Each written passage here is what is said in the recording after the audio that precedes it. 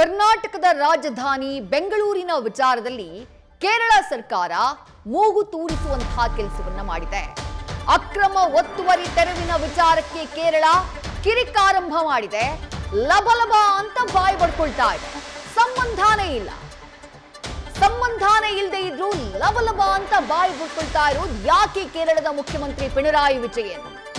ಸಂತ್ರಸ್ತರಲ್ಲಿ ಕೇರಳದವರಿದ್ದಾರಾ ಅಂತ ಕೇಳಿದ್ರೆ ಖುದ್ದು ವಸತಿ ಸಚಿವ ಜಮೀರ್ ಅಹಮದ್ ಅವರು ನಿನ್ನೆ ಸ್ಥಳಕ್ಕೆ ಭೇಟಿ ಕೊಟ್ಟು ಹೇಳಿದ್ರು ಇಲ್ಲಿ ಯಾರೂ ಕೇರಳದವರು ಇಲ್ಲ ಅಂತ ಹೇಳಿ. ಹೀಗಿದ್ದ ಮೇಲೂ ಕೇರಳಕ್ಕೆ ಈ ಘಟನೆಯಲ್ಲಿ ಅತೀವವಾದಂತಹ ಆಸಕ್ತಿ ಯಾಕೆ? ಉತ್ತರ ಸಿಗ್ತಾ ಇರುವುದು ರಾಜಕಾರಣ, ಪ್ಯೂರ್ ಪಾಲಿಟಿಕ್ಸ್. ಇದು ಅದೊಂದು ಸೋಲಿನ ರುಚಿಯ ಬೆನ್ನಲ್ಲೇ ಓಲೈಕೆಗಿಳಿಯುವಂತಹ ಕೆಲಸವನ್ನ ಕೇರಳ ಸರ್ಕಾರ ಮಾಡಿದೆ. ಯಾವ ಸೋಲಿನ ರುಚಿ? ಕಳೆದ ಕೆಲ ದಿನಗಳ ಹಿಂದೆ ನಡೆದಂತಹ ಸ್ಥಳೀಯ ಸಂಸ್ಥೆಗಳ ಚುನಾವಣೆಯ ಫಲಿತಾಂಶ ಬಂತು. ಆ ಫಲಿತಾಂಶ ಕೇರಳದ ಆಡಳಿತಾರೂಢ LDF ಲೆಫ್ಟ್ ಡೆಮಾಕ್ರೆಟಿಕ್ ಫ್ರಂಟ್ ಅವರಿಗೆ ಎಚ್ಚರಿಕೆಯ ಕರೆಗಂಟೆಯಾಗಿತ್ತು. ಯಾಕಂದ್ರೆ ಆ ಚುನಾವಣೆಯಲ್ಲಿ ಬಹುತೇಕ ಸ್ಥಳೀಯ ಸಂಸ್ಥೆಗಳಲ್ಲಿ ಕಾಂಗ್ರೆಸ್ ನೇತೃತ್ವದ ಯುನೈಟೆಡ್ ಡೆಮಾಕ್ರೆಟಿಕ್ ಫ್ರಂಟ್ UDF ಗೆಲುವನ್ನ ದಾಖಲು ಮಾಡಿತು.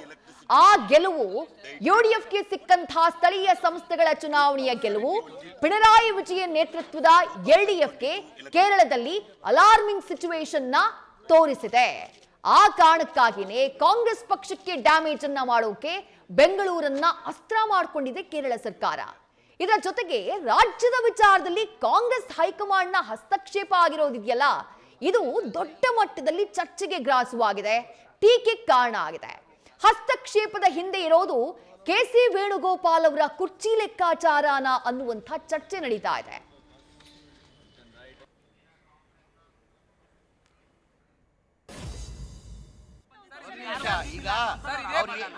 ಈಗ ಕೇರಳದವ್ರು ಯಾರಿಲ್ಲ ಇಲ್ಲಿ, ತಮ್ಗೆಲ್ಲ ಗೊತ್ತಿದ್ದಂಗೆ ಕೇರಳ ವಾಸಿಗಳು ಎಲ್ಲ ಈ ತರ ಬಹಳ ಘಟನೆಗಳು ಆಗಿದೆ. ಇದೇ ತರ UPದಲ್ಲಿ ಬುಲ್ಡೋಸ್ ಮಾಡಿದ್ರು ಮನೆ ಎಲ್ಲ. ಏನೀಗ ಕೇರಳ ಚೀಫ್ ಮಿನಿಸ್ಟರ್ UPಗೆ ಹೋಗ್ಲಿಲ್ಲ, ಅವಾಗ ಚುನಾವಣೆ ಇರಲಿಲ್ಲ. ಈಗ ಏಪ್ರಿಲ್ ಅಲ್ಲಿ ಚುನಾವಣೆ ಬರ್ತದೆ ಹಿನ್ನೆಲೆಯಲ್ಲಿ ಇದೆಲ್ಲ ರಾಜಕೀಯ. ಅವ್ರು ಏನಾರ ಮಾಡಂಗಿದ್ದಿದ್ರೆ ಮಾನ್ಯ ಕೇರಳ ಮುಖ್ಯಮಂತ್ರಿಗಳು ಏನಾರ ಬಡವ್ರ ಬಗ್ಗೆ ಕಾಲೇಜ್ ನಾನು ಮಾಡಂಗಿದ್ರೆ ಕೊಡಬೇಕಾಗಿದೆ ಅನ್ನೋದನ್ನ. ತಗೊಳಪ್ಪ, ಕೇರಳ ಕಡೆಯಿಂದ ಬಡವ್ರು ನಮ್ಮ ಪಕ್ಷದ ವತಿಯಿಂದನೋ ಇಲ್ಲ ಸರ್ಕಾರ ವತಿಯಿಂದನೋ ಇಷ್ಟು ಮನೆಗಳು ನಾವು ಕೊಡ್ತೀವಿ ಅಂತ.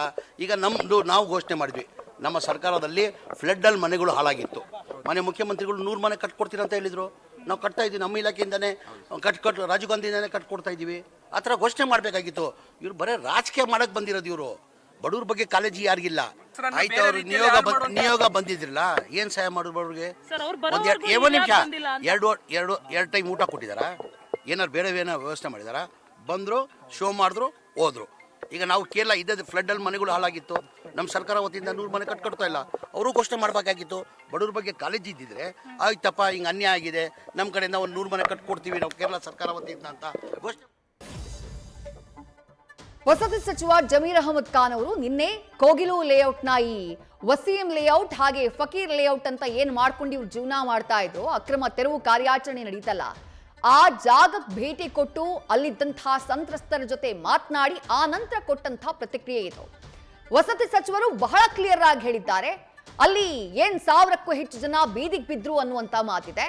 ಅದರಲ್ಲಿ ಯಾರೂ ಕೂಡ ಕೇರಳದವರಿಲ್ಲ, ಅಂದ್ರೆ ಮೂಲತಃ ಕೇರಳದವರು ಅಲ್ಲಿ ಯಾರೂ ಕೂಡ ಇಲ್ಲ. ಈಗ ಕೇರಳದವರು ಅಲ್ಲಿ ಇಲ್ಲ ಅಂತ ಅಂದ ಮೇಲೆ ಕೇರಳ ಸರ್ಕಾರಕ್ಕೆ ಏನ್ ಸಂಬಂಧ? ಕೇರಳ ಸರ್ಕಾರ ಏಕಾಏಕಿ ಈ ವಿಚಾರದಲ್ಲಿ ಮೂಗು ತೂರಿಸ್ತಾ ಇರೋದು ಯಾಕೆ? ಆ ಸರಣಿ ಹೇಗಿತ್ತು ಅಂತ ನೀವು ಗಮನಿಸಬೇಕು. ಮೊದಲಿಗೆ ಪಿಣರಾಯಿ ವಿಜಯನ್, ಕೇರಳದ ಮುಖ್ಯಮಂತ್ರಿಗಳು, ಅವರು ಟ್ವೀಟ್ ಮಾಡ್ತಾರೆ, ಕರ್ನಾಟಕದಲ್ಲಿ ಬುಲ್ಡೋಸರ್ ಕಲ್ಚರ್ನ, ಅವರು ಬುಲ್ಡೋಸರ್ ರಾಜ್ನ ಜಾರಿಗೆ ತಂದಿದ್ದಾರೆ. ಉತ್ತರ ಪ್ರದೇಶದಲ್ಲಿ RSSನವರು ಪಾಲನೆ ಮಾಡ್ತಾ ಇದ್ದಂತಹ BJPನವರ ಸಿದ್ಧಾಂತವಾಗಿರುವಂತಹ ಬುಲ್ಡೋಸರ್ ಕಲ್ಚರ್ನ ಇವರು ಜಾರಿಗೆ ತಂದಿದ್ದಾರೆ ಅಂತ ಹೇಳಿ ಟೀಕೆ ಮಾಡ್ತಾರೆ. ಅದಾದ ವೆರಿ ನೆಕ್ಸ್ಟ್ ಡೇ ಇಲ್ಲಿಗೆ ಅಲ್ಲಿನ ರಾಜ್ಯಸಭಾ ಸಂಸದರ ಒಂದು ನಿಯೋಗ ಬರುತ್ತೆ. ಈ ಜಾಗಕ್ಕೆ, ಅಕ್ರಮ ಮನೆಗಳ ತೆರವು ನಡೆದಿರುವಂತಹ ಜಾಗಕ್ಕೆ ಪರಿಶೀಲನೆಯನ್ನ ಮಾಡುತ್ತೆ, ಕಷ್ಟವನ್ನ ಆಲಿಸುವಂತಹ ಕೆಲಸ ಮಾಡುತ್ತೆ.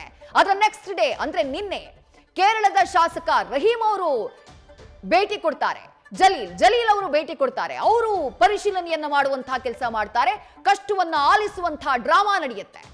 ಯಾಕೆ ಇಷ್ಟು ಆಸಕ್ತಿ? ಯಾಕೆ? ನಿಜ, ಬಡವರ ಮನೆಗಳನ್ನ ಡೆಮಾಲಿಷನ್ ಮಾಡಲಾಗಿದೆ, ಹಾಗಂತ ಅವರು ನ್ಯಾಯಯುತವಾಗಿ ಆ ಜಾಗದಲ್ಲಿದ್ರ ಅಂತ ಕೇಳಿದ್ರೆ ಇಲ್ಲ. ಸರ್ಕಾರ ಕಾನೂನಾತ್ಮಕವಾಗಿ ಕ್ರಮ ತೆಗೆದುಕೊಂಡಿದೆ. ಹ್ಯುಮ್ಯಾನಿಟೇರಿಯನ್ ಗ್ರೌಂಡ್ ನಲ್ಲಿ ಯೋಚನೆ ಮಾಡಬೇಕು ಅನ್ನುವಂಥ ಆಗ್ರಹ ಸರಿನೇ.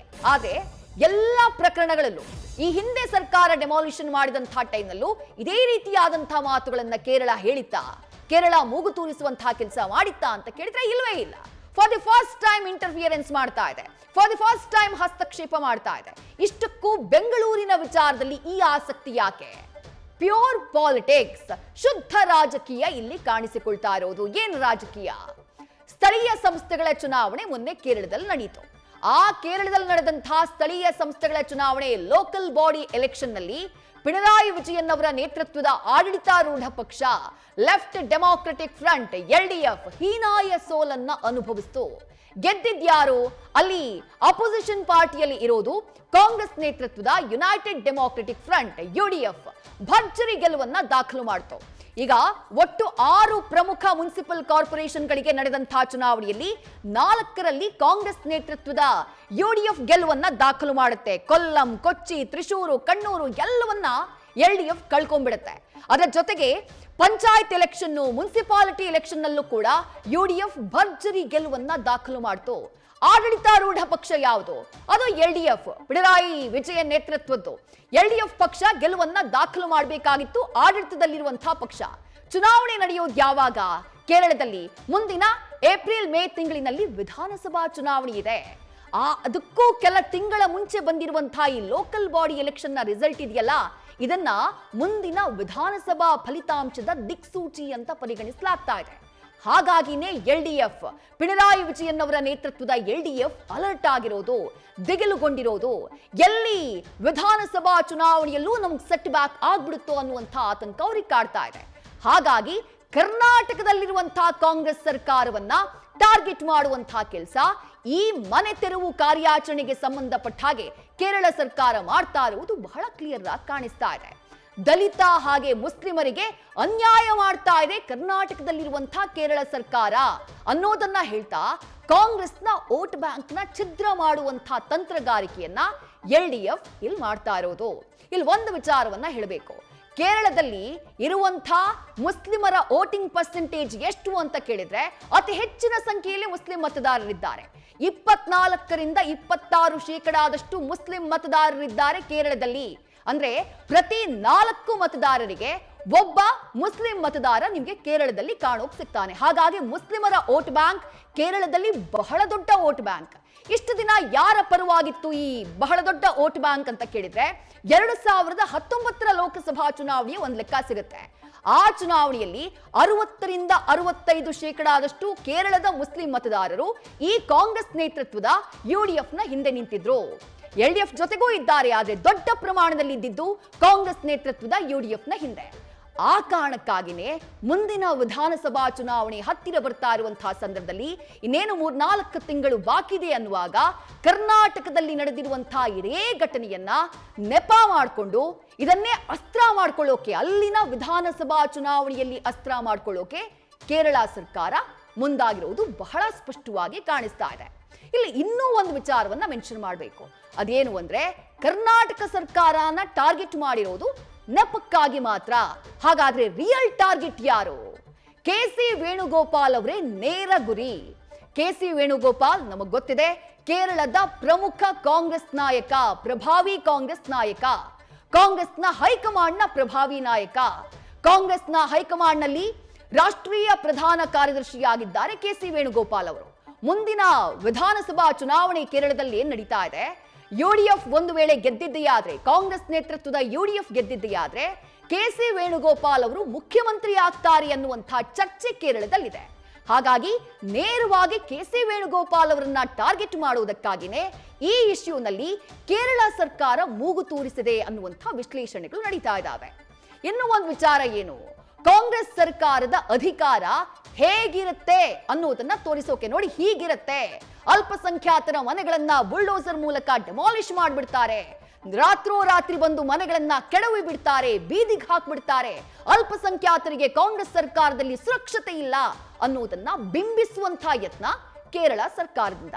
ಕರ್ನಾಟಕ ಸರ್ಕಾರ ಹೇಳಿರೋದೇನು, ಕಾನೂನಾತ್ಮಕವಾಗಿ ನಾವು ಮಾಡಿದೀವಿ, ನೋಟಿಸ್ಗಳನ್ನ ಕೊಟ್ಟಿದ್ದೀವಿ, ಅದಕ್ಕೆ ಲೆಕ್ಕವೇ ಕೊಡ್ಲಿಲ್ಲ ಅಥವಾ ಅದಕ್ಕೆ ಕಿಮ್ಮತ್ತೇ ಕೊಡ್ಲಿಲ್ಲ, ಹಾಗಾಗಿ ಕಾನೂನಾತ್ಮಕವಾಗಿ ಮನೆಗಳನ್ನ ಡೆಮಾಲಿಷ್ ಮಾಡಬೇಕಾಗಿತ್ತು, ಡೆಮಾಲಿಷ್ ಮಾಡಿದ್ವಿ. ಮುಖ್ಯಮಂತ್ರಿಗಳು ಹೇಳಿದ್ದು ಅದನ್ನೇ, ಉಪಮುಖ್ಯಮಂತ್ರಿಗಳು ಹೇಳಿದ್ದು ಅದನ್ನೇ. ಆದ್ರೆ ಕೇರಳ ಸರ್ಕಾರ ಇದನ್ನ ನೇರವಾಗಿ ರಾಜಕೀಯ ಅಸ್ತ್ರ ಮಾಡ್ಕೊಳ್ತಾ ಇದೆ.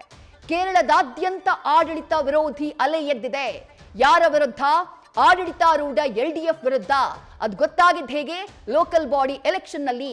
ಹಾಗಾಗಿನೇ ರಾಜ್ಯ ಕಾಂಗ್ರೆಸ್ನತ್ತ ಈ ಬಾಣವನ್ನ ಪ್ರಯೋಗ ಮಾಡ್ತಾ ಇರೋದು ಕೇರಳದ LDF ನೇತೃತ್ವದ ಸರ್ಕಾರ. ಇನ್ನು ಕಾಂಗ್ರೆಸ್ ಕೂಡ RSS ನಂತೆ ವರ್ತಿಸ್ತಾ ಇದೆ ಅಂತ ಹೇಳಿ ಬಿಂಬಿಸುವುದಕ್ಕೆ ಪ್ರಯತ್ನವನ್ನ ಪಡಲಾಗ್ತಾ ಇದೆ. ಅದನ್ನೇ ಅವರು ಉಲ್ಲೇಖ ಮಾಡಿದ್ದು. ಪಿಣರಾಯಿ ವಿಜಯನ್ ಅವರು ತಮ್ಮ ಟ್ವೀಟ್ ನಲ್ಲಿ ಹೇಳಿದ್ದು ಅದನ್ನೇ, ಮೊನ್ನೆ ಬಂದಂತಹ ಸಂಸದ, ರಾಜ್ಯಸಭಾ ಸಂಸದ ಹೇಳಿದ್ದು ಅದನ್ನೇ, ನಿನ್ನೆ ಬಂದಂತಹ ಕೇರಳದ ಶಾಸಕ ಹೇಳಿದ್ದು ಕೂಡ ಅದನ್ನೇ. 2026ರ ಚುನಾವಣೆಯನ್ನ ದೃಷ್ಟಿಯಲ್ಲಿಟ್ಕೊಂಡು ಓಲೈಕೆ ರಾಜಕಾರಣ ಮಾಡ್ತಾ ಇದೆ ಕೇರಳದಲ್ಲಿರುವಂತಹ LDF ನೇತೃತ್ವದ ಸರ್ಕಾರ ಅನ್ನುವಂತಹ ಚರ್ಚೆಗಳು ನಡೀತಾ ಇವೆ. ಅಂದ್ರೆ ಗುರಿ ಇರೋದು 2026ರ ಚುನಾವಣೆಯಲ್ಲಿ ಮತ್ತೆ ಅಧಿಕಾರಕ್ಕೆ ಬರೋದು. ಪಿಣರಾಯಿ ವಿಜಯನ್ ಅವರ ಗುರಿ ಅದು. ಆದ್ರೆ ಟಾರ್ಗೆಟ್ ಮಾಡ್ತಾ ಇರೋದು ಕರ್ನಾಟಕದಲ್ಲಿ ಮನೆಗಳನ್ನ ತೆರವು ಮಾಡಿದಂತ ಈ ಕಾರ್ಯಾಚರಣೆಯನ್ನ. ನ್ಯೂಸ್ ಫಸ್ಟ್ ನಿರ್ಭೀತಿಯಿಂದ ನಿಮ್ಮ ಪರವಾಗಿ.